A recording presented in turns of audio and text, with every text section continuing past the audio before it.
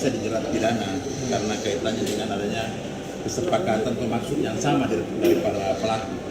Jadi pelaku itu sejak awal harus tahu perannya dan tujuannya apa. Nah, tujuan akhirnya inilah apakah mereka menghendaki seseorang tersebut meninggal. Nah, itu yang harus dibuktikan oleh JPU ya, jaksa penuntut umum.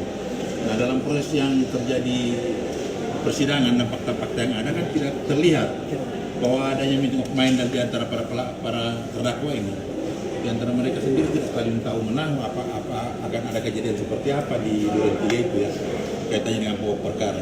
Nah, itu tadi yang kita mau tegasin bahwa Kuat Ma'ruf sendiri tidak tahu menahu akan adanya peristiwa di Duren 3 karena dia tidak masuk dalam lingkup yang sempat ditemani bicara oleh Pak Presiden ketiga.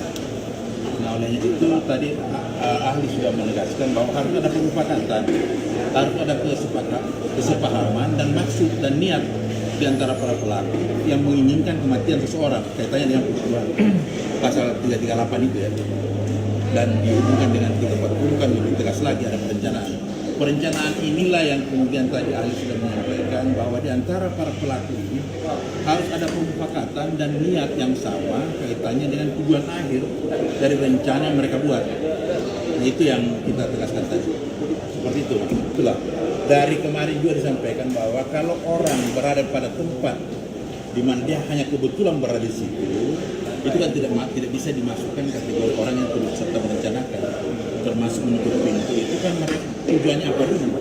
Ahli sudah menjelaskan tadi tujuannya apa dulu menutup pintu. Kalau hanya untuk rutinitas dia menutup pintu karena sudah malam, sudah sore, itu kan tidak bisa dijadikan bagian dari rencana yang didakwakan jaksa bahwa itu rencana kaitannya dengan rencana pembunuhan.